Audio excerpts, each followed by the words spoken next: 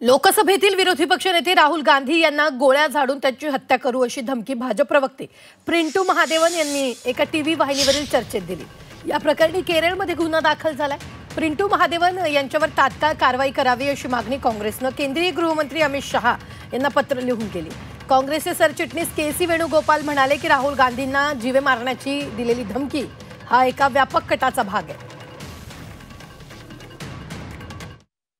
लोकसभेचे विरोधी पक्षनेते जे या देशातले प्रमुख नेते राहुल गांधी त्यांना जाहीरपणे टीव्ही कार्यक्रमात गोळी घालण्याची भाषा एक नेता करतो त्यांचा भाजपचा, आणि त्याच्यावरती अद्याप भारतीय जनता पक्षाकडून साधं वक्तव्य नाही, निषेध नाही। याचा अर्थ असा आहे की या देशामध्ये खून व्हावे नेत्यांची, महात्मा गांधीप्रमाणे, इंदिरा गांधीप्रमाणे, राजीव गांधीप्रमाणे, आणि दंगली घडाव्यात अशी भारतीय जनता पक्षाची इच्छा दिसते। बनोमन राहुल गांधीच्या छातीवर गोळी मारण्याची भाषा तुमच्या पक्षाचा एक प्रमुख पदाधिकारी केरळमध्ये करतो आहे।